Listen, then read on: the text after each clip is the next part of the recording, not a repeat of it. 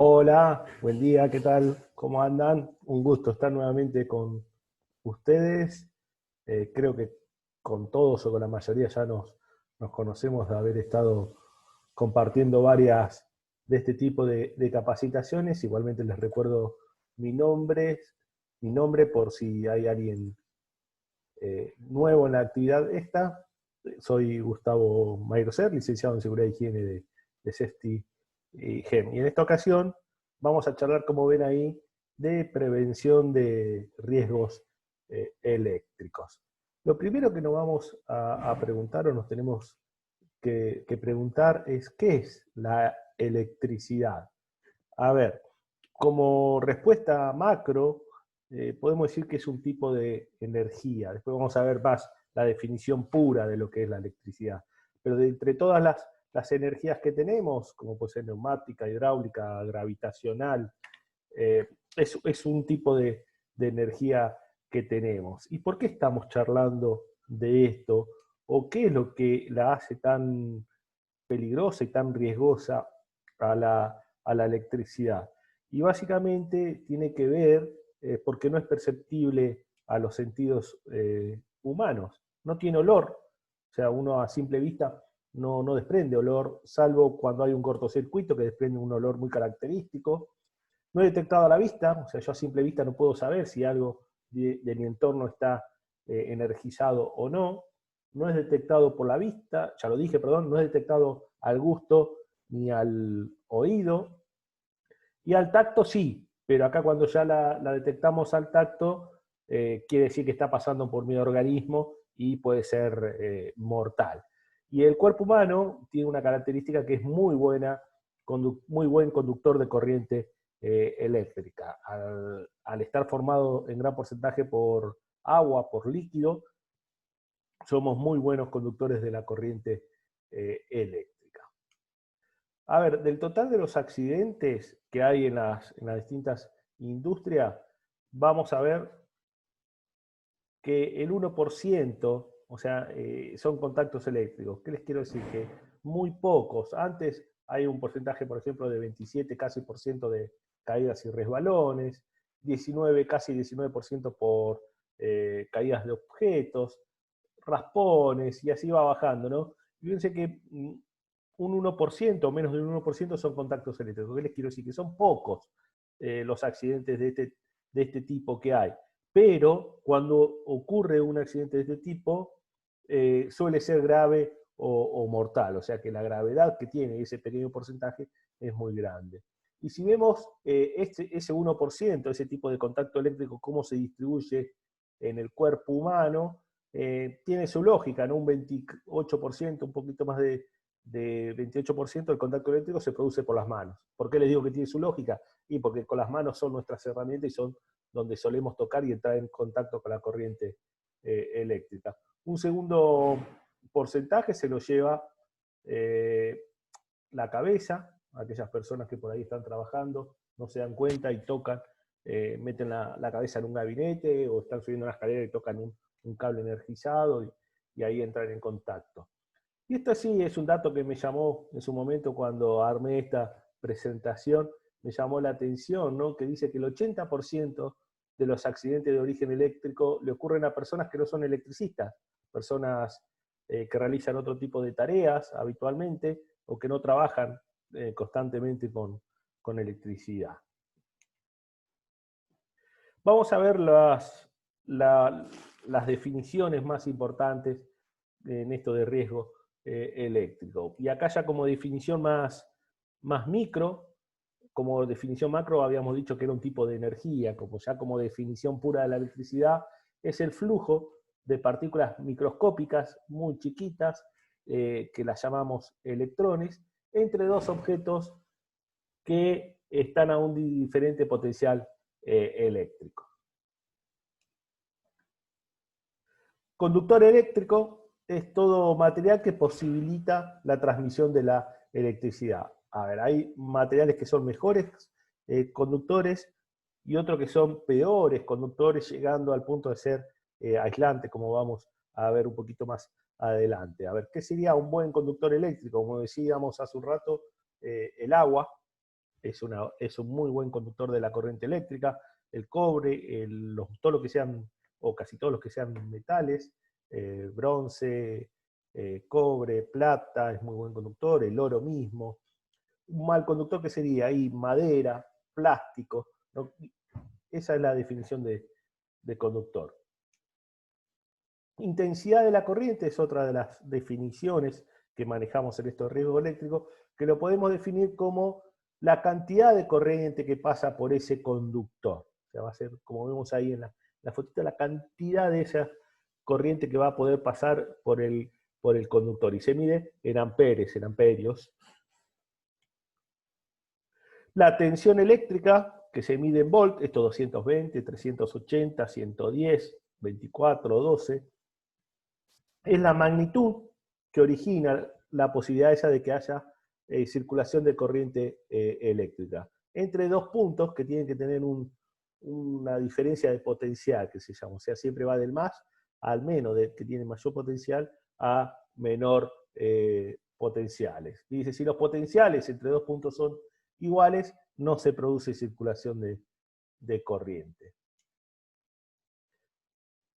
Y el tercero, bueno, es la cuarta definición, pero digamos el tercero, como la tercera magnitud, está la resistencia eléctrica, que es todo lo que se opone al paso de la corriente.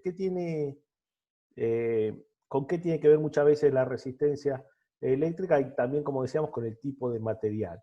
Si es un mal conductor, como puede ser una madera o un plástico, ofrece mucha resistencia eléctrica. Y se mide en ohms.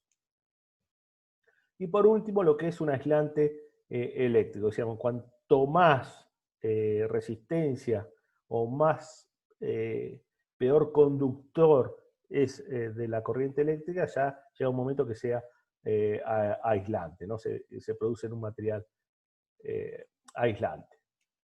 Ahora, ¿cómo entramos en contacto con la corriente eléctrica? Que es lo que nosotros mencionamos como la tipología de contacto eléctrica. Básicamente de dos maneras. Tenemos lo que es el contacto eléctrico directo, que es cuando entramos en contacto con algo que habitualmente sabemos que está con tensión. O sea, si yo meto los dedos en un enchufe, yo sé que ahí hay tensión. O si meto la mano en un tablero donde veo todos los cables, sé que es algo que habitualmente está con tensión. Eso es lo que llamamos un contacto eléctrico directo. ¿Y cuál será entonces el indirecto? Es cuando entramos en contacto con la corriente a través de un elemento que habitualmente no tiene que estar bajo tensión o que habitualmente no está bajo tensión, como vemos ahí en el slide, como puede ser el caso típico de tocar la carcasa de una heladera y que nos dé corriente, o la carcasa de un motor. La carcasa de un motor no tiene por qué tener corriente, o no tiene corriente habitualmente, y por algún desperfecto o alguna anomalía se energiza. O una pared, un picaporte, esos serían todos contactos eléctricos indirectos. Y los efectos de la corriente en el cuerpo humano están dados por la intensidad. Han escuchado seguramente que la frase que dice, lo que mata no es el voltaje, sino la intensidad. Y acá entra a jugar esta formulita, que si hacemos memoria, creo que la mayoría la hemos visto en algún momento cuando estudiamos, que es la famosa ley de Ohm, que me dice que la intensidad es igual a voltaje sobre resistencia. Básicamente, los efectos de la corriente están dados por esta intensidad, que cuanto menor, cuanto más chica es la resistencia, mayor es este valor. ¿Cuáles son los efectos principales del paso de la corriente en el cuerpo humano? Primero, la tetanización o la contracción muscular. Es este famoso de quedarse pegado. No es que uno se queda pegado cuando toca algo energizado porque esto tiene la gotita, sino que el paso de la corriente por el cuerpo humano hace que los músculos se contraigan y hasta que no deje pasar corriente, esa contracción, que es involuntaria, se produce por el paso de la corriente, hace que no pueda soltar ese elemento. El paso de la corriente en el cuerpo humano también puede producir quemaduras, que pueden ser internas y externas. Las externas se manifiestan básicamente en el punto de entrada y salida de la corriente. Vamos a ver un poquito más adelante que la corriente siempre busca el camino más fácil hacia la tierra. Entonces, si me entra por una mano, lo más probable es que depende de cómo circule y cómo esté, lo más probable es que salga por el piso. Entonces, en esos puntos de entrada y salida es casi siempre donde se producen las quemaduras externas. Y el paso de la corriente por dentro del cuerpo también produce como un efecto de electrólisis que puede producir esas quemaduras internas. Otro de los efectos es la fibrilación ventricular, y acá empieza a jugar también cómo atraviesa el cuerpo nuestra corriente. Si atraviesa el corazón, el ritmo cardíaco se descontrola. Ustedes saben que el corazón, el latido del corazón, funciona por pequeños impulsos eléctricos. Entonces el paso de la corriente por ese corazón es como que le hace un cortocircuito, y es la famosa fibrilación ventricular, y hemos visto también en películas que vienen por ahí con los carros esos, con las paletas, o hemos visto que las empresas, por ahí en algunas tenemos desfibriladores. Lo que hace esos aparatos es acomodar ese circuito eléctrico que se descalibró. Otros efectos en el cuerpo humano, paro respiratorio, cuando la corriente atraviesa la cabeza, que acá es donde tenemos la computadora principal que controla todo el sistema respiratorio. Asfixia, si decíamos que el paso de la corriente producía la contracción de los músculos. Si esa contracción de los músculos son los respiratorios, por ejemplo, cuando atraviesa el tórax, se produce una asfixia. Y hay efectos no inmediatos, que significa que pueden quedar secuelas por el paso de la corriente, como puede ser que quedemos con problemas cardiovasculares, nerviosos, sensoriales, oculares, auditivos, o renales, o incluso algunos otros que no están mencionados.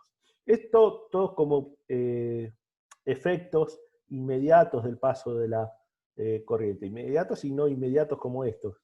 Y hay otros que son los que se llaman los accidentes eléctricos indirectos. ¿Qué significa esto? Que por ahí no me mata o no me daña el paso de la corriente, pero sí estar haciendo algo en ocasión de trabajar con la corriente. Como puede ser, me paré en una escalera a arreglar una luminaria, me da un choque eléctrico, capaz que no me mató la corriente eléctrica en ese momento que me atravesó, pero sí la caída de altura de ese lugar, ¿no? Esos son lo que llamamos los accidentes eléctricos indirectos. Algunos errores habituales que cometemos trabajando o no trabajando con elementos con electricidad o en instalaciones eléctricas. El tema de sobrecargar las instalaciones eléctricas. Ustedes saben que todas las instalaciones eléctricas se calculan, se diseñan en base a qué, a la carga que va a tener, a todo lo que voy a tener yo conectado en esa instalación eléctrica. De ahí después surge, por ejemplo, el diámetro de los conductores que tengo que tener, llave térmica que voy a instalar y demás protecciones. Si yo tengo esta instalación calculada para tener una, dos computadoras, una impresora y nada más, seguramente me va a dar un cable de una sección finita. Ahora, si yo vengo y cargo acá encima una heladera, un microondas, un calefactor eléctrico, se sobrecarga esa instalación y ese conductor que yo tenía se sobrecalienta y termina actuando como fusible, quemándose, y puede dar principios de incendio. Otros errores habituales: tener instalaciones eléctricas subestándares, esto que decíamos, no calculadas, precarizadas, sin protecciones adecuadas. Realizar trabajos sin conocimiento es una de las principales causas. ¿Se acuerdan que al principio les mencioné que el 80% de los contactos eléctricos pasa a personas que habitualmente no trabajan con corriente o con energía eléctrica? Mucho tiene que ver con trabajar sin conocimiento, por querer ponernos a arreglar cosas que habitualmente no sabemos o no conocemos. El acercarse demasiado es otro error habitual. No hace falta tocar algo para que haya paso de la corriente eléctrica. El acercarse demasiado puede producir el salto de la corriente, un arco eléctrico, y entrar en contacto mediante esa manera. Incluso esto está tabulado en la Ley de Seguridad e Higiene, que de acuerdo a la instalación, las distancias mínimas, por ejemplo, que yo tengo que dejar. Como prevención como medida preventiva, ¿qué tenemos? Y acá vamos a ver un poco lo que tenemos para la instalación y después algunas recomendaciones para los trabajos. Toda instalación tiene protección y tiene 3 tipos de protección. La primera es el interruptor termomagnética, la llave térmica que la llamamos habitualmente. A ver, ¿cuál es la función de la llave térmica? Básicamente proteger la instalación. Lo que me está haciendo es proteger la instalación mediante 2 tipos de eventos.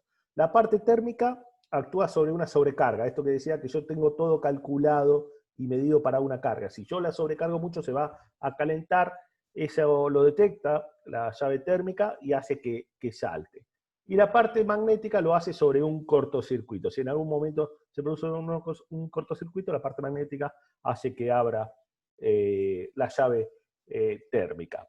Acá varias consideraciones. A ver, ¿qué pasa si en un momento a mí me empieza a saltar la llave térmica? ¿Qué debería hacer?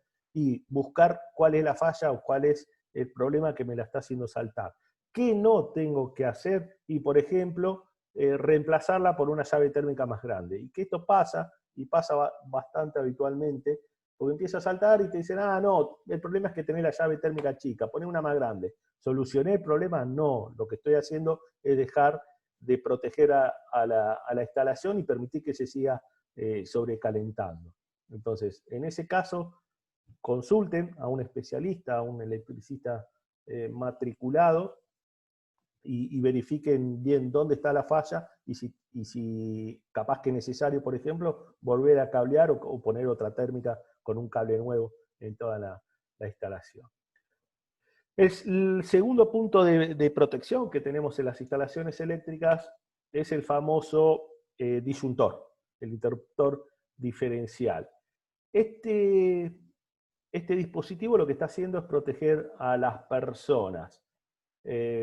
A donde detecta cómo funciona este interruptor diferencial, está censando constantemente la corriente de entrada y salida, donde detecta una fuga, una pequeña fuga por falta de aislamiento, y masa hace que salte. Lo detecta, es en microsegundos, es rapidísimo. Entonces, por un lado tengo la térmica, que me protege la instalación, y por otro lado tengo el interruptor diferencial, el disyuntor, que me va a proteger a la persona. ¿Cuál es la tercera protección que tienen las instalaciones? Es la conexión a tierra o la puesta a tierra, que puede ser de distintos tipos. Habitualmente es una jabalina que va enterrada y que se mide. ¿Se acuerdan que decíamos que la resistencia se mide en ohm? También les mencioné anteriormente que la corriente es vaga, por decirlo de alguna manera. ¿Qué significa esto? Esto que siempre busca el camino más corto, el más fácil, el que le ofrece menos resistencia, y siempre busca ir a tierra. Entonces, ¿cómo me protege esto? También la puesta a tierra en las instalaciones, esta se instala en todas las masas de la instalación y se mide. Tiene que dar un valor en ohm bajo. Entonces, si por X causas yo entro en contacto con algo energizado o hay una fuga de corriente en la instalación eléctrica, y si mi cuerpo, por ejemplo, ofrece 500 ohm de resistencia y acá esta puesta a tierra ofrece 10, la mayor cantidad de corriente va a buscar irse por ese lado que le ofrece poca resistencia. Y de esta manera, entonces, directa, con un contacto directo o indirecto, me está protegiendo la puesta a tierra. Otras medidas preventivas que tenemos en las instalaciones eléctricas puede ser el alejamiento.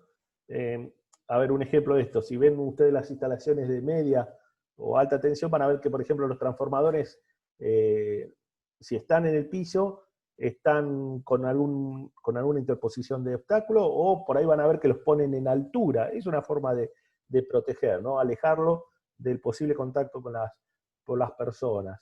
Recurrir con materiales aislantes. Otra cosa, por ejemplo, que los tableros tienen que cumplir, tienen que tener lo que se llama la protección contra contacto directo. Si ustedes abren un tablero, deberían poder con los ojos cerrados meter la mano y hacer cualquier movimiento, y no deberían tocar nada ningún borne, ningún cable, ni nada que pueda estar bajo tensión. Esa chapa que tiene, por ejemplo, los tableros, que deja a la vista nada más las teclas de operación, es la protección contra contacto directo. Tiene que existir y tiene que estar en los tableros eléctricos esa protección también. Y llegamos a las 5 reglas de oro, que estas 5 reglas de oro para trabajar en instalaciones eléctricas, incluso están en la Ley de Seguridad de Higiene y en sobre decreto reglamentario, el 351, está mencionado, es algo que los electricistas profesionales conocen al pie de la letra porque son las reglas para proteger la vida, básicamente. Son la forma de trabajar en forma segura en la instalación eléctrica. Incluso varias de estas reglas deberíamos aplicarlas hasta cuando vamos a casa a cambiar un foco, por ejemplo, una lámpara. Vamos a ir repasándolas. La primera habla de hacer un corte visible de los circuitos. ¿Qué significa eso? Ir, por ejemplo, a la térmica y cortarla. Yo siempre les voy poniendo ejemplos para que visualicen y vean si con esto solo alcanza, por ejemplo. Supongamos que yo quiero venir a trabajar acá al equipo, a la luminaria de todo fluorescente que tengo. Voy al tablero que tengo allá enfrente y corto la llave térmica. ¿Alcanza con eso? ¿Alcanzaría para que yo me ponga a trabajar en la luminaria?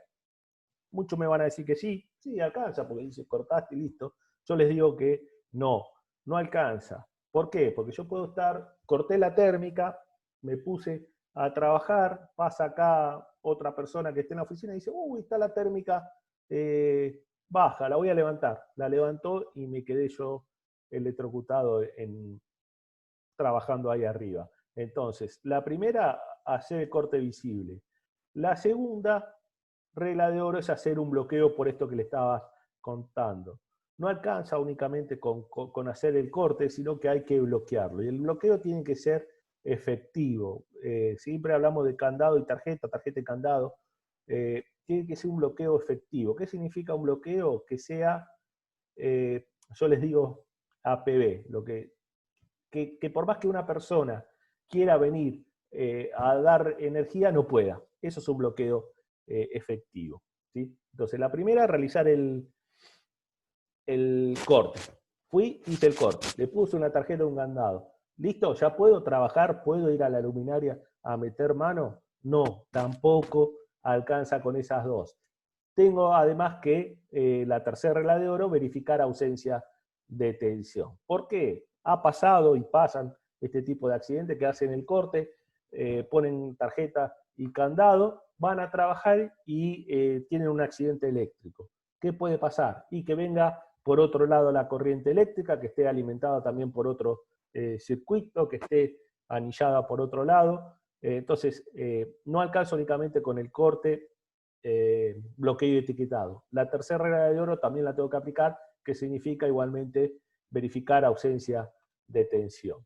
Estas son las 3 reglas de oro básico para hacer cualquier tipo de tarea en instalaciones eléctricas. Después hay otras 2 reglas de oro que básicamente se aplican en instalaciones industriales y en tendidos de baja y media tensión. La cuarta regla de oro me habla de poner a tierra y en cortocircuito temporalmente. ¿Qué significa? ¿Qué hacen las personas? Tienen este tipo de herramientas que lo que hace es conectar todas las fases, 3 o 4 fases, las conectan entre sí y la mandan a una puesta a tierra o clavan una jabalina ahí en el lugar. Entonces, si llega a venir corriente por X causa, lo que hace esto al estar en cortocircuito, produce el cortocircuito obviamente y hace saltar algún tipo de protección y mandar esa corriente a puesta a tierra. Y la quinta de las reglas de oro habla de señalizar y delimitar la zona donde voy a estar trabajando. Cumpliendo estas 5 reglas de oro, les aseguro que minimizan absolutamente el riesgo de tener un contacto eléctrico, un choque eléctrico. Pero tienen que estar bien aplicadas estas 5 reglas de oro. Recomendaciones generales para los trabajos o para evitar el riesgo o minimizar realmente el riesgo eléctrico. Usar el EPP adecuado, depende de la tarea que hagan, verifiquen de que están usando el elemento de protección adecuado, usen herramientas aisladas, le va a dar una protección extra. Siempre recuerden tener a mano un extintor o verifiquen en su área de trabajo cuál es el extintor más cercano que tienen a mano y recuerden los 3 pasitos básicos para utilizarlo. No realicen trabajos eléctricos si no están capacitados y autorizados. Recuerden que no hace falta tocar algo para tener contacto eléctrico. Recuerden que hay que mantener distancia de seguridad, por ejemplo, si tenemos una línea eléctrica aérea. En lugares húmedos o metálicos dice utilizar solo equipos portátiles a pequeñas tensiones de seguridad.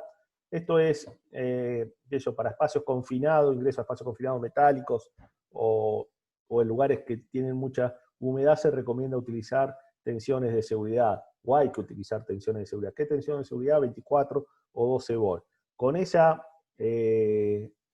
tensión y con la resistencia que ofrece el paso de la corriente eléctrica en el cuerpo humano, las corrientes son seguras, o sea, no nos van a dañar gravemente, a lo sumo sentiremos un cosquilleo o algo similar. Vigilen que el entorno sea seguro, jamás anulen una de las protecciones como puede ser la puesta a tierra. Van a ver, yo siempre ejemplifico de que hay, si ustedes, toda la instalación eléctrica que tenemos en nuestra casa, si está bajo reglamento, van a ver que tiene 3 patitas. La tercera patita es la puesta a tierra. Nunca anulen la puesta a tierra. Ahora me pueden decir, bueno, pero hay equipos o artefactos que vienen con 2 patitas, como puede ser esto. ¿Qué significa? ¿Está mal esto? No, no está mal. Lo que sí tenemos que verificar, a ver si se lo puedo mostrar, es que tenga el simbolito de ese cuadradito dentro de otro cuadradito. ¿Qué significa eso? Que esto tiene doble aislación y que tienen que pasar 2 eventos acá adentro para que yo pueda tener contacto con la corriente eléctrica. O sea, esto no está mal, no es que le falta la tercera patita, sino que está diseñado con doble aislación y que estoy protegido. Ahora, si lo que ustedes quieren usar no tiene ese simbolito, y bueno, hay que analizar bien, porque capaz que sí que estaría faltando entonces la puesta a tierra. Y lo que nunca tenemos que hacer es anular esa puesta a tierra para conectarla igualmente. En sus casas también les recomiendo que controlen su entorno. Hay cosas muy baratas y muy sencillas que podemos hacer para proteger a nuestra familia o a los que tenemos en nuestra casa. Si tenemos niños pequeños, protejan los tomacorrientes. Vienen unas fichitas ciegas que se meten dentro del tomacorriente plástico, son la verdad realmente económicos. A ver, no hay nada que pague una vida, pero es económico encima más contra lo que estamos protegiendo. En su casa también verifiquen que cuentan con los 3, la instalación tiene los 3 elementos, estos que decíamos, que tengan llave térmica, que tengan, recuerden, la llave térmica me va a proteger la instalación. Chequen que tengan disyuntor, que el disyuntor va a proteger a las personas, y que tengan la puesta a tierra, que también me va a proteger a las personas y hace que funcione el disyuntor adecuadamente.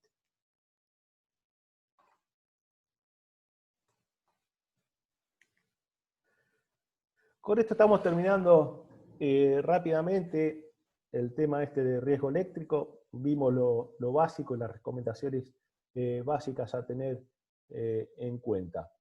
Sigan cuidándose. Básicamente creo que lo más importante con esto es no meter mano donde no conocemos y no sabemos, y verificar que tenemos las protecciones necesarias en nuestro lugar de trabajo y en nuestra casa. Nuevamente les agradezco la atención que me han prestado. A continuación van a responder algunas preguntas como hacemos habitualmente, y pueden dejarme alguna consulta si creen necesario, que yo luego las leo y se las respondo. Nada más, gracias.